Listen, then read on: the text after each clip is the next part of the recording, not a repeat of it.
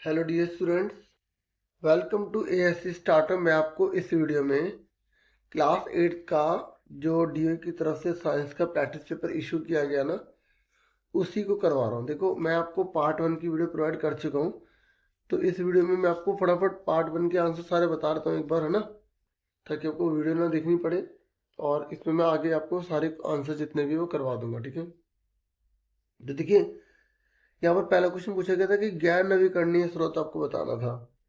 English में आपको non renewable बताना था, जो एक बार यूज होने के बाद खत्म हो जाते, तो कोयला था। फिर कह रहा है कि अगर हम लकड़ी को कोयला बनाते हैं उसे क्या बोलते हैं? उसे हम बोलते हैं कार्बनाइजेशन, ठीक है। क्या बोला जाता है? उसे कार्बनीकरण बोला जाता है, ठीक है। फिर तीसरा प्रश्न है कि अनवांटेड जो प्लांट्स होते हैं ना, जो क्रॉप के साथ ग्रो हो जाते हैं, उसे हम वीड्स कहते हैं, ठीक है। फसलों के साथ जो अवांछित पौधे उग जाते हैं ना, उन्हें हम क्या बोलते हैं? उन्हें हम बोलते हैं खरपतवार, ठीक है। फिर नेक्स्ट है, ये कह रहा है निम्नलिखित में से कौन सी रबी फसल का उदाहरण है? तो रबी का यहाँ पर दालें आ जाएगा, ठीक है। तो यहाँ पर इसने पूछा है रबी क्रॉप का एग्जाम्पल कौन सा? पल्सेस हो जाएगा। फिर नेक्स्ट ये कह रहे हैं watering the crop is called, जैसे हम फसल को पानी देते हैं उसे क्या बोलते हैं? इरिगेशन बोलते हैं, सिंचाई बोलते हैं। ये कह रहे हैं शर्करा को अल्कोहल में जब बदलते हैं उसे क्या बोलते हैं? उसे किण्वन कहा जाता है, ठीक है। इंग्लिश में फर्मेंटेशन कहा जाता है, जब हम शुगर को ना अल्कोहल में बदल देते हैं, ठीक है। फिर नेक्स्ट है, देखो मैंने पहले ना जो वीडियो बनाई थी उसमें काफ़ी डिटेल में बताया था, इसमें मैं सिर्फ आंसर आपको बता रहा हूँ, ठीक है। तो यहाँ पर ये बोल रहा है कि अगर हम पौधे की बात करें जो अपना खाना खुद बनाते हैं, तो उस प्रोसेस को क्या बोलते हैं? उसे बोलते हैं फोटोसिंथेसिस, ठीक है। क्या बोलते हैं? प्रकाश संश्लेषण बोलते हैं, जब पौधे अपना भोजन खुद बनाते हैं। फिर नेक्स्ट है, कह रहे हैं एक ईंट है, इस तरीके से 3 तरीके से रखी जाती है, तो ये कह रहा है कि दबाव सबसे ज़्यादा किस में होगा? देखो, नीचे जितना कम एरिया घेरेगा ना, उतना ज़्यादा उस पर प्रेशर लगता है। सिंपल याद रख लो। तो ए में सबसे ज़्यादा प्रेशर लगेगा, ठीक है। फिर नेक्स्ट क्वेश्चन देखो, यहाँ पर हो गया ए में सबसे ज़्यादा प्रेशर लगेगा। फिर ये कह रहा है कि अगर कौन सा फोर्स यहाँ पर अप्लाई होगा, जैसे हम जो है ना कॉम्बिंग कर रहे हैं, हेयर कंघी कर रहे हैं, तो जो बाल दूर की तरफ भागते हैं, तो वो इलेक्ट्रोस्टैटिक फोर्स होता है, ठीक है। कौन सा होता है? स्थिर विद्युत बल होता है। जब बालों में हम कंघी करते हैं ना, तो बाल उड़ते हुए दिखाई देते, महसूस होते हैं, तो उसे हम बोलते हैं स्थिर विद्युत बल। ये कह रहे हैं हमारी मांसपेशियों द्वारा लगाया गया बल क्या कहलाता है? तो उसे पेशीय बल कहते हैं, ठीक है। जो हमारी मसल्स फोर्स एग्जर्ट करती है ना, उसे मस्कुलर फोर्स कहा जाता है। फिर नेक्स्ट ये कह रहा है फोर्स जो पर यूनिट एरिया में लगे उसे क्या बोला जाता है? उसे बोला जाता है प्रेशर, ठीक है। जो प्रति इकाई क्षेत्र पर लगने वाले बल को दाब कहते हैं। फिर नेक्स्ट है तरल कौन कौन से होते हैं? देखो, द्रव और गैस दोनों के दोनों तरल होते हैं, ठीक है। लिक्विड और गैस दोनों के दोनों क्या होते हैं? फ्लूइड होते हैं। फिर नेक्स्ट कह रहे हैं अगर हम तेल लगा दें दरवाजे के हिंग पर, तो फ्रिक्शन क्या होगा? तो फ्रिक्शन जो है कम हो जाएगा, क्योंकि फ्रिक्शन जो है ना वो चीज़ों को रोकता है। तो जब तेल लगाएंगे ना, तो फ्रिक्शन कम हो जाएगा, डिक्रीज हो जाएगा, ठीक है। तो यहाँ पर जब हम दरवाजों के कब्जों पर तेल लगाएंगे, तो घर्षण जो है वो कम हो जाएगा, ठीक है। घर्षण क्या होता है? जब दो चीज़ें आपस में संपर्क में आती है ना, तो एक दूसरे के ऊपर ऐसा बल लगाते हैं कि उससे खींचती है अपनी ओर, तो उससे हम क्या बोलते हैं? घर्षण बोलते हैं। ये अपोजिट में लगता है, हमेशा याद रखना, क्योंकि एग्जाम में पूछ भी लेता है। फिर उसके बाद नेक्स्ट क्वेश्चन अब यहाँ से हमारे स्टार्ट हो गए हैं, तो यहाँ पर आप ध्यान से देखिएगा, ठीक है। तो सेक्शन बी अब हमारा स्टार्ट हो गया है। यहाँ पर बोल रहा है why is it advisable to wash fruits and vegetables before using them? ये कह रहा है सब्जियों और फलों को यूज करने से पहले साफ या धोने के लिए क्यों कहा जाता है? यही क्वेश्चन आप हिंदी में यहाँ पर पढ़ सकते हैं। फल और सब्जियों को इस्तेमाल करने से पहले धोना क्यों उचित होता है? तो सबसे पहले आप जो है ना यहाँ पर हिंदी में पढ़ेंगे, फिर मैं आपको यहाँ पे इंग्लिश में पढ़ाऊंगा, ठीक है। तो आप सिंपल अपनी लैंग्वेज में बना के लिख सकते हैं ताकि उन पर लगी धूल, मिट्टी और कीटाणु हट जाए, ताकि उन पर छिड़के गए हानिकारक रसायन या कीटनाशक धुल जाए। ठीक है, तो ये आपका आंसर हो जाएगा। ठीक है, इंग्लिश में आप लिखेंगे to remove dust, dirt and germs present on the surface, और दूसरा आप लिख सकते हैं to wash away harmful chemicals और पेस्टिसाइड्स स्प्रेड ऑन देम। ठीक है, फिर उसके बाद हमारा नेक्स्ट क्वेश्चन है, अगर आप ये नहीं करना चाहते तो आप और वाला क्वेश्चन भी कर सकते हैं। ये आपकी बुक में भी मेंशन किया गया, उर्वरक और खाद में आपको अंतर बताना है। ठीक है, यहाँ पर आप देखेंगे इंग्लिश में लिखा है आपको फर्टिलाइजर एंड मैन्योर में डिफरेंट बताना है। तो आप आंसर लिख देना पहले फर्टिलाइजर के बारे में, जो आपने बुक में याद किया ना डिफरेंस, वही वाला आप लिख सकते हैं। ठीक है, तो आप फर्टिलाइजर के बारे में लिख सकते हैं कि दे आर मैन मेड, ये मैन मेड होते हैं, और केमिकल सब्सटेंस होते हैं। फर्टिलाइजर जो है ना वो क्विकली एक्ट करते हैं और स्पेसिफिक न्यूट्रिएंट्स प्रोवाइड करते हैं। मैन्योर की अगर हम बात करें तो ये नेचुरल होते हैं। ठीक है, ये एनिमल और प्लांट्स के वेस्ट से बने होते हैं, और जो मैन्योर होते हैं वो इम्प्रूव करते हैं सॉइल फर्टिलिटी को स्लोली लेकिन नेचुरली करते हैं। ठीक है, ठीक है, इस तरीके से ही हो गया। उसके बाद अगर हम हिंदी में देखें, हिंदी में यहाँ पर क्वेश्चन यही है कि खाद और उर्वरक में आपको अंतर बताना है। ठीक है, तो आप यहाँ लिख सकते हैं वही सेम चीज है कि ये मनुष्य द्वारा बनाए गए रासायनिक पदार्थ होते हैं। ठीक है, और उर्वरक जल्दी काम करते हैं और विशेष पोषक तत्व प्रदान करते हैं। ठीक है, और फिर ये जो है ना खाद के बारे में है। ठीक है, अभी इसको मैं एडिट कर रहा था। ठीक है, तो यहाँ पर अभी सही से लिख रहा था मैं इस तरीके से। ठीक है, तो खाद जो है ना ये पौधों और जानवरों के कचरे से बना प्राकृतिक पदार्थ होता है, और खाद धीरे धीरे लेकिन प्राकृतिक रूप से मिट्टी की उपजाऊ शक्ति बढ़ाती है। फिर उसके बाद नेक्स्ट क्वेश्चन है हमारा, यहाँ पर नेक्स्ट क्वेश्चन है, देखो क्वेश्चन नंबर हमारा है 3rd। यहाँ बोला गया कि हम निम्नलिखित बीमारी से कैसे बच सकते हैं। तो ये आप अपने बना के भी लिख सकते हैं, बाकी आइडिया के तौर पर। यहाँ पे डेंगू और कोलरा के रिगार्डिंग है। अब देखो डेंगू जो है वो मच्छर के काटने से होता है।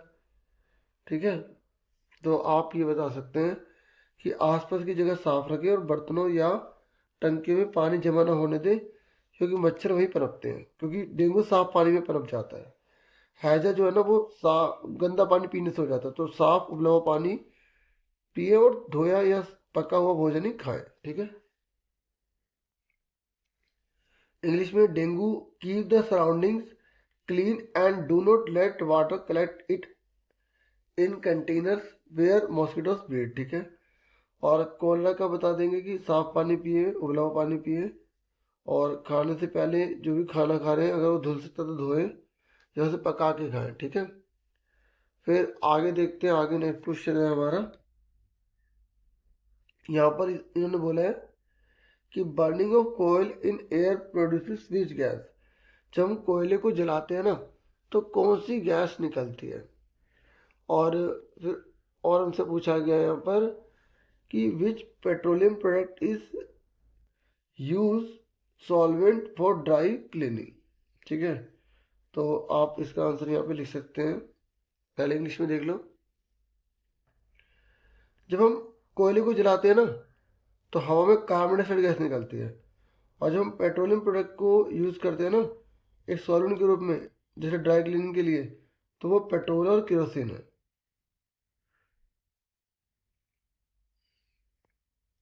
ड्राई क्लीनिंग के लिए। ठीक है, समझ में आ गया। उसके बाद जो है हम हिंदी में देख लेते हैं।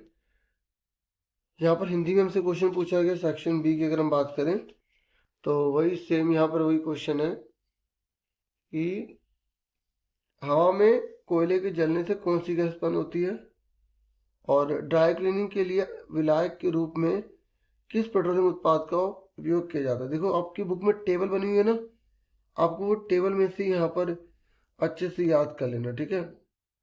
तो आप यहाँ पर हिंदी में जो है ये लिख देंगे कि कोयले को हवा में जलाने पर कार्बन डाइऑक्साइड गैस बनती है और ड्राई क्लीनिंग में प्रयुक्त पेट्रोलियम पदार्थ पेट्रोल या केरोसिन होता है, ठीक है। तो इस तरीके से आप बता सकते हैं। फिर इसके बाद नेक्स्ट क्वेश्चन है, यहाँ पर आपसे पूछा गया कि एलपीजी और सीएनजी की आपको फुल फॉर्म बतानी है। तो इंग्लिश में आप देख सकते हैं फुल फॉर्म ही है, तो यहाँ पर हो जाएगी लिक्विफाइड पेट्रोलियम गैस, और हिंदी में तरलीकृत पेट्रोलियम गैस, ठीक है। ये तरल हाँ ये लिख देना, और तरल पेट्रोलियम गैस, और सीएनजी की कंप्रेस्ड नेचुरल गैस यानी कि संपीड़ित प्राकृतिक गैस, ठीक है। अगर इंग्लिश में भी लिख दोगे तो कोई दिक्कत नहीं है। फिर नेक्स्ट क्वेश्चन है यहाँ पर, पहले हिंदी में पढ़ लेते हैं। तो यहाँ पर बोला गया है, आप गलती से संगमरमर के फर्श पर साबुन के पानी से भरी एक बाल्टी गिरा देते हैं, क्या इससे आपके लिए फर्श पर चलना आसान हो जाएगा या मुश्किल? आप बोलोगे बहुत मुश्किल हो जाएगा, क्योंकि उसमें फ्रिक्शन जो है ना बिल्कुल ना के बराबर हो जाएगा। एक तरह से फ्रिक्शन आप खत्म कर देंगे, ठीक है। तो आप ये लिखेंगे चलना कठिन होगा, ठीक है। क्या होगा? चलना बहुत ज़्यादा कठिन हो जाएगा, क्योंकि साबुन वाला पानी आपके पैरों और फर्श के बीच घर्षण को कम कर देता है, जिससे फर्श फिसलना लग जाता है, अपना बना के रख सकते हो, ठीक है। फिसल भरा हो जाता है इस तरीके से। इसके और वाले भी देख लेते हैं, फिर इंग्लिश में कर लेंगे, ठीक है। तो ये कह रहा है कि दो सतहों के बीच घर्षण कैसे कम किया जा सकता है। जैसे मुझे दो चीज़ों के बीच में घर्षण कम करना है, तो तीन तरीके बताने हैं। तो आप बना बना के अपने बता सकते हैं कि आप तेल का इस्तेमाल कर सकते हैं, ग्रीस का इस्तेमाल कर सकते हैं, ठीक है, किसी सतह को चिकना बना सकते हैं, या चलने वाले भागों के बीच बॉल बियरिंग लगा सकते हैं, ठीक है। अब इंग्लिश में देखिए, आप इंग्लिश में क्वेश्चन देख लेते हैं आप, ठीक है। देखिए यहाँ पर क्वेश्चन ये दिया गया है सेक्शन सी में हम, ठीक है। तो यहाँ बोला गया है कि you spill a bucket of soapy water on a marble floor accidentally, would it make it easier और मोर डिफिकल्ट? मतलब जैसे आपने पानी फेंक दिया, तो ये चलना उस पर कठिन होगा या इजी होगा? आप उस पर अगर चलना चाहते हैं, वॉक करना चाहते हैं फ्लोर पे, और क्यों होगा ऐसा? तो आप बता देंगे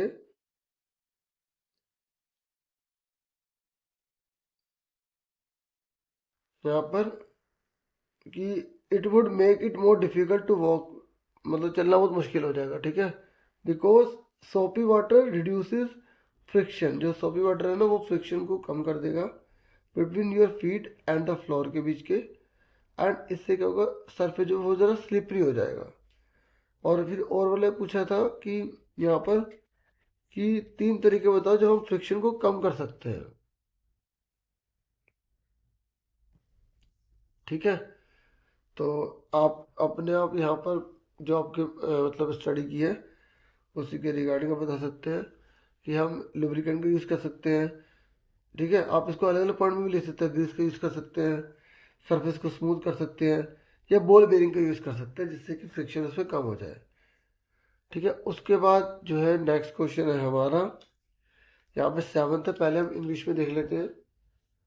तो यहाँ बोला गया कि आपको दो एंटीबायोटिक्स के नाम बताने हैं, ठीक है। फिर यहाँ बोला गया कि अगर सूखा हुआ खाना है जैसे बिस्किट है, तो वो आसानी से ख़राब क्यों नहीं होता। और फिर यह है कि आपको दो फूड बताने हैं जो यीस्ट के द्वारा प्रिपेयर किए जाते हैं। और अगर आपको ये नहीं करने तीन क्वेश्चन, तो आप ये कर सकते हैं कि माइक्रो ऑर्गेनिज्म क्या है। आपको चार मेजर ग्रुप बताने हैं माइक्रो ऑर्गेनिज्म के, और आपको वायरस के बारे में बताना है कि वो दूसरों से कैसे अलग होता है। देखिए 7वां क्वेश्चन नहीं कह रहा है आपको दो एंटीबायोटिक्स के नाम बताने से, तो पेनिसिलिन हो गया, स्ट्रेप्टोमाइसिन हो गया। फिर ड्राई फूड जो है ना, जैसे बिस्किट हो गया, वो इसलिए ख़राब नहीं होते क्योंकि वहाँ पे मॉइस्चर जो है ना वो होता नहीं है, और मॉइस्चर नहीं होगा तो माइक्रो जो ऑर्गेनिज्म होते हैं ना वो वहाँ पे ग्रो नहीं हो पाते। फिर आपसे पूछा था कि दो फूड आइटम बताइए जो यीस्ट से बनते हैं, तो आप ब्रेड और इडली बता सकते हैं। फिर नीचे वाले क्वेश्चन थे कि जो माइक्रो ऑर्गेनिज्म है ना वो क्या होते हैं, तो बोलोगे वो बहुत ही टाइनी लिविंग ऑर्गेनिज्म होते हैं जिन्हें अपनी आंखों से नहीं देख सकते, बिना माइक्रोस्कोप के नहीं देख पाते। फिर चार हमसे मेजर ग्रुप पूछे थे माइक्रो ऑर्गेनिज्म के, तो बैक्टीरिया, फंगी, प्रोटोजन, एल्गी हो गया। फिर पूछा था कि वायरस और जो माइक्रोब्स है ना, उनमें क्या डिफरेंट है, मतलब दूसरे जो माइक्रोब्स हैं। तो वायरस जो होता है ना, वो तभी रिप्रोड्यूस होगा जब वो किसी बॉडी की सेल के अंदर जाएगा, क्योंकि उसको अपना घर बना लेता है वो, ठीक है, जबकि दूसरे माइक्रोब्स ऐसा नहीं करते हैं। ठीक है, अब हिंदी में देख लो सारा। देखिए 7वां क्वेश्चन है ये। तो आपको दो प्रतिजैविक के नाम बताने हैं यहाँ पर, और फिर ये कह रहे हैं कि बिस्कुट जैसे सूखे खाद्य पदार्थों से आसानी से वो खराब क्यों नहीं होते हैं, और खमीर से बने आपको दो खाद्य पदार्थों के नाम यहाँ पे बता देने हैं। ठीक है, और फिर अगर ये तीन नहीं करते तो अब ये तीन करेंगे। ठीक है, तो यहाँ पर मैं आपको आंसर यहाँ सारा दिखा देता हूँ, समझ लीजिए अच्छे से। तो देखिए सबसे पहले हमें दो एंटीबायोटिक के नाम बताने थे, तो पेनिसिलिन और स्ट्रेप्टोमाइसिन हो गया। ठीक है, फिर सूखे पदार्थ जैसे बिस्किट है वो इसलिए जल्दी खराब नहीं होते क्योंकि उनमें नमी बहुत कम होती है, और जब नमी कम होगी तो उसमें सूक्ष्मजीव पैदा नहीं हो पाएंगे। और खमीर से बनने वाले एक ब्रेड और इडली हो गया। फिर हमसे और वाले पूछे थे कि सूक्ष्मजीव किसे कहते हैं, तो आप बता दो कि बहुत छोटे होते हैं जिन्हें अपनी आंखों से नहीं देख सकते, इन्हें देखने के लिए केवल सूक्ष्मदर्शी या माइक्रोस्कोप का प्रयोग किया जाता है। तो फिर है सूक्ष्म जीवों के चार समूह कौन से हैं, तो बैक्टीरिया है, फफूंद है, प्रोटोजोआ है, शैवाल है। फिर वायरस अन्य सूक्ष्मजीवों से कैसे अलग है, अब बोलोगे ये तभी ना जीवित कोशिका के अंदर जब जाता है ना, तो वहाँ प्रजनन कर पाता है, बढ़ पाता है, और बाकी दूसरे ऐसा नहीं करते हैं, वो स्वतंत्र होते हैं। ठीक है, तो ये इस तरीके से आप इसमें बता सकते हैं। ये बाकी बुक के अंदर से ये, अगर आप बुक को अच्छे से पढ़ते हैं तो सारे आंसर आप आराम से दे पाएंगे। ठीक है, फिर नेक्स्ट क्वेश्चन देखो, अब एट्थ पहले हिंदी में देख लेते हैं। तो यहाँ पर एट्थ क्वेश्चन है, इन्होंने यहाँ पर चार जो ये बना रखे हैं, तो इसकी स्टडी करके आपको इनके आंसर देने हैं। ठीक है, ऐसे इंग्लिश में भी आप देख ही लो। ठीक है, तो यहाँ पर इसको आंसर आपको देने हैं। तो यहाँ पहले बोला गया है कि प्रत्येक बर्तन के आधार पर घटते दाब के क्रम में उन्हें व्यवस्थित कीजिए। देखो जितनी छोटी जगह होगी ना, ये जितनी छोटी जगह होगी उतना उसमें प्रेशर ज़्यादा लगेगा, तो इसमें प्रेशर ज़्यादा लगेगा बी में। ठीक है, तो इससे कम लगेगा इस वाले में, तो ये डी में। फिर इससे कम लगेगा इस वाले में, ए में, और इससे भी कम लगेगा इस वाले में। तो इसमें ज़्यादा प्रेशर, इसमें थोड़ा कम, उससे कम और सबसे कम। तो ये पूछा था। ठीक है, ऐसे इंग्लिश में भी यही है। ठीक है, फिर ये कह रहा है कि प्रत्येक बर्तन के आधार पर दाब में अंतर का कारण क्या है। देखो आपने फॉर्मूला पढ़ा होगा ना, क्या पढ़ा होगा आपने, फॉर्मूला फोर्स अपॉन में एरिया होता है। ठीक है, अब फोर्स तो उसमें उतना ही लग रहा है, लेकिन एरिया चेंज हो रहा है, और जब एरिया कम होगा तो ऊपर वाले की वैल्यू बढ़ जाएगी, और जब बढ़ेगी तो वो प्रेशर बढ़ेगा, इसलिए। ठीक है, तो अब ये आप यहाँ पर मैं दिखा रहा हूँ क्या लिखा है।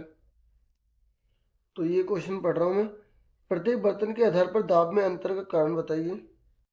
ठीक है, तो आप यहाँ पे लिख सकते हैं। तो जो द्रव है ना में गहराई बढ़ने पर दाब या दबाव बढ़ता है, जितनी अधिक गहराई उतना अधिक दबाव। फिर क्या गैस भी जो पात्र होता है उनकी दीवार पर दबाव डालती है, बोलोगे हाँ, गैस भी पात्र की दीवारों पर दबाव डालते हैं, क्योंकि उनके कण हर दिशा में स्वतंत्र रूप से चलते रहते हैं और दीवारों से टकराते हैं। ठीक है,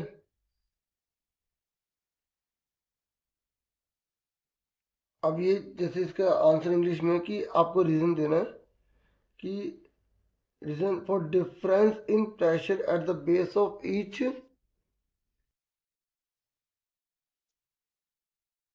वेसल। ठीक है,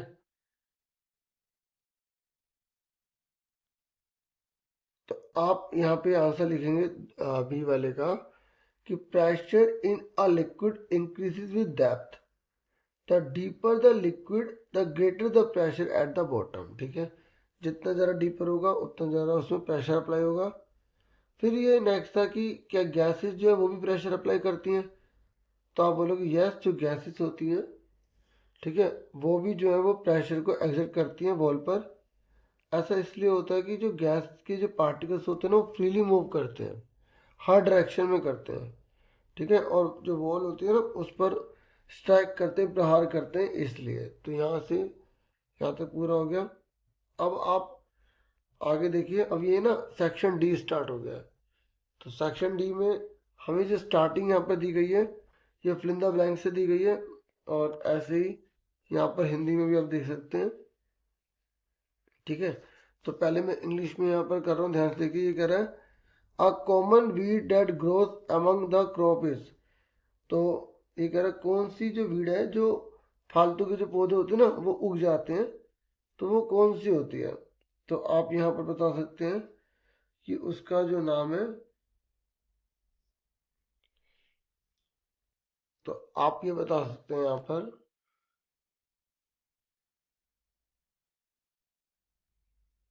ठीक है, ये जैनिथम, ठीक है, ये आप बता सकते हैं अमारंथस, ठीक है। तो उसके बाद नेक्स्ट क्वेश्चन, ये इसने वीट पूछा था तो हमने नाम दे दिया। फिर ये कह रहा है dash the process of cutting and gathering the ripen crop, तो उसे बोलेंगे हार्वेस्टिंग करना, ठीक है। फिर नेक्स्ट है लिग्यूमिनस प्लांट फिक्स क्या करते हैं, लिग्यूमिनस प्लांट किसको फिक्स करते हैं, नाइट्रोजन को करते हैं, ठीक है। फिर नेक्स्ट है ठीक है कोड लीवर ऑयल इस रिच इन, जो कोड लीवर है वो किस में रिच होता है, विटामिन ए और विटामिन डी दोनों में होता है, ठीक है। तो मैंने विटामिन डी लिख दिया, ठीक है। और ये कह रहे खरीफ क्रॉप जो है ना वो कौन से सीजन में बोई जाती है, तो रेनी में, ठीक है ना। ऐसी रबी जो है वो विंटर में होती है। अब आप हिंदी में देख लीजिए, ठीक है, ये हिंदी में क्वेश्चन है।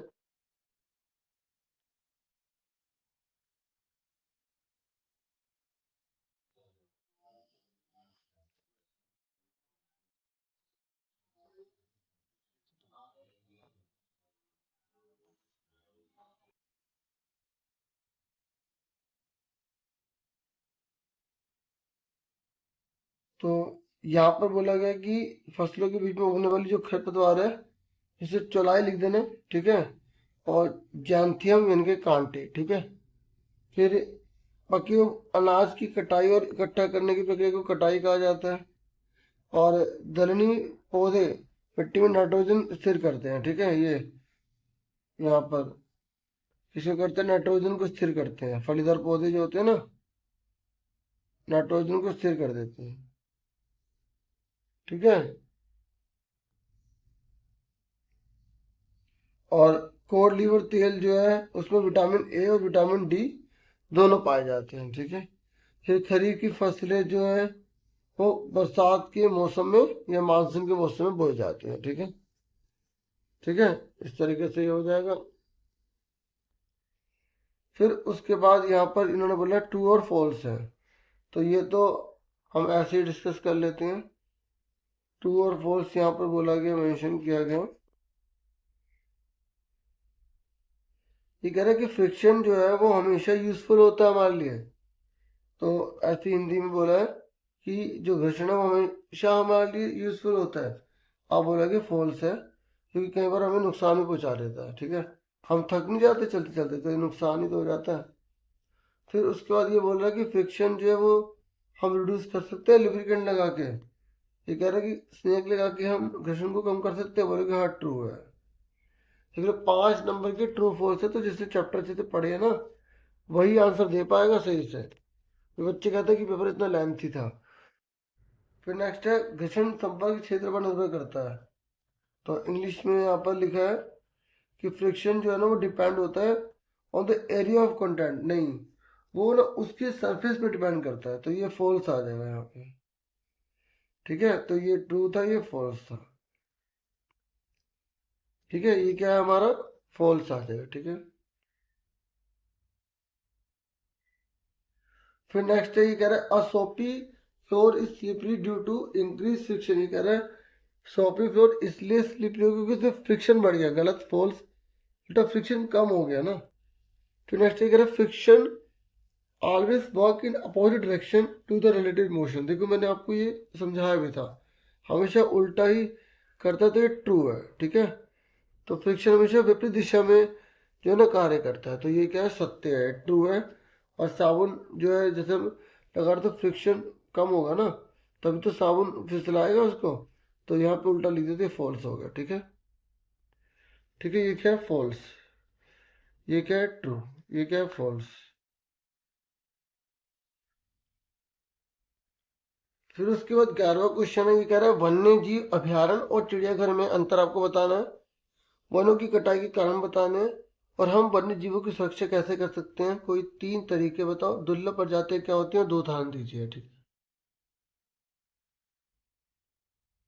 तो देखिए, वन्य जीव अभ्यारण्य के बारे में, यह एक बड़ा प्राकृतिक क्षेत्र होता है जहाँ जानवर अपने प्राकृतिक आवास में स्वतंत्र रूप से रहते हैं। यहाँ जानवरों की सुरक्षा की जाती है, उन्हें पिंजरे में नहीं रखा जाता, जैसे जिम कॉर्बेट राष्ट्रीय उद्यान, ठीक है। फिर चिड़ियाघर में यह मनुष्य द्वारा बनाया गया स्थान है जहाँ जानवर पिंजरों में रखे जाते हैं। यहाँ जानवरों को जनता को दिखाने के लिए पिंजरे में रखा जाता है, उदाहरण दिल्ली का चिड़ियाघर, ठीक है।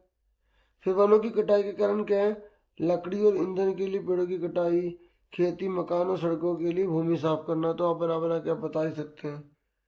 फिर ये कह रहे वन्य जीवों की रक्षा कैसे कर सकते हैं, जानवरों का शिकार और अवैध शिकार को रोक सकते हैं, अधिक वन्य जीव अभ्यारण्य और राष्ट्रीय उद्यान बनवा सकते हैं, ठीक है, अधिक पेड़ लगा सकते हैं, वनों की सुरक्षा कर सकते हैं। फिर दुर्लभ प्रजातियां क्या होती हैं, अब बिल्कुल दुर्लभ प्रजाति भी होती है जिनकी संख्या बहुत कम हो रही है और वे विलुप्त हो सकती हैं, उदाहरण के लिए भारतीय जंगली गधा, हिमालय भालू, ठीक है। उसके बाद अब इंग्लिश में देख लो आप, देखिए इंग्लिश में आप यहाँ पर जो क्वेश्चन है, ठीक है, ये 11 नंबर का क्वेश्चन आप देखें।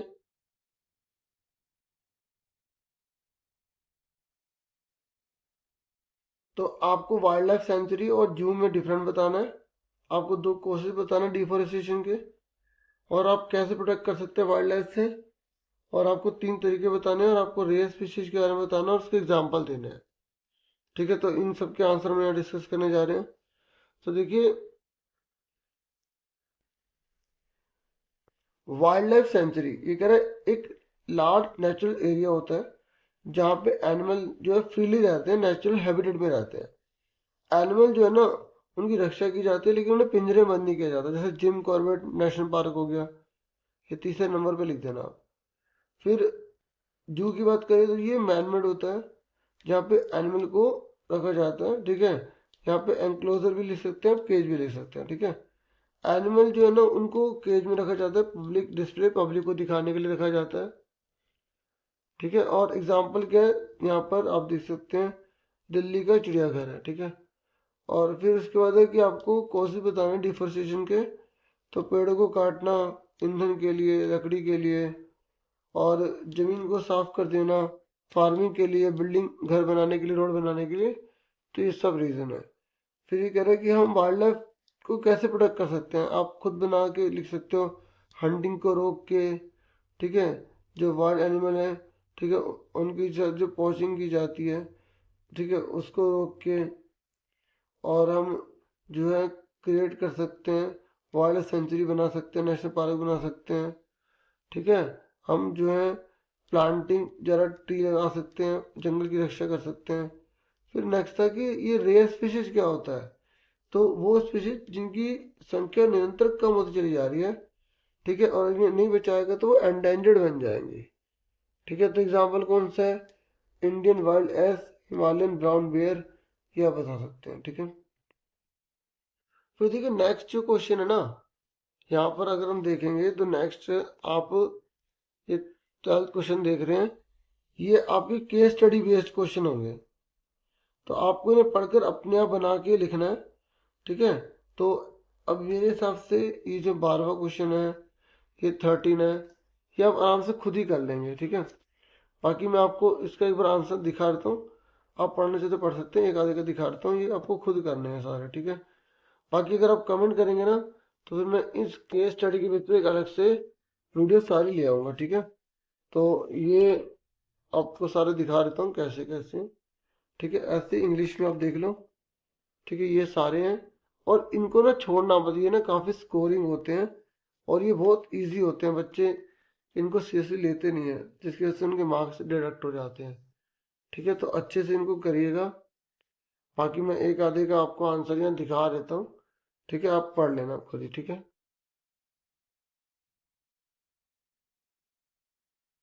बाकी अगर आपके जैसे कमेंट्स आएंगे तो फिर मैं कोशिश करूँगा इसको लाने की, क्योंकि और भी क्लासेस की वीडियोस को थोड़ा सा देखना ना, तो इस रिगार्डिंग मुझे वीडियो को यहाँ पे विराम देना पड़ रहा है। ठीक है, ये भी कर रहा था तो अभी सॉल्व नहीं हुआ ये।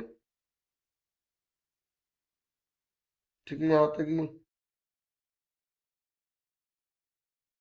अभी लिखे हैं।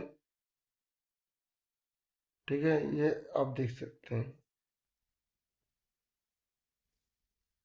ऐसे अब यहाँ पे मैं आपको हिंदी का भी दिखा देता हूँ। ये ई का एक ही पैसेज सॉल्व किया गया। ठीक है, बहुत इजी है, तो आप इन्हें खुद भी आराम से कर पाएंगे, बुक से भी थोड़ा सर्च कर लेना, इतना कॉपरेट कर देना। ये हिंदी में है। ठीक है, आप देख सकते हैं, पढ़ सकते हैं।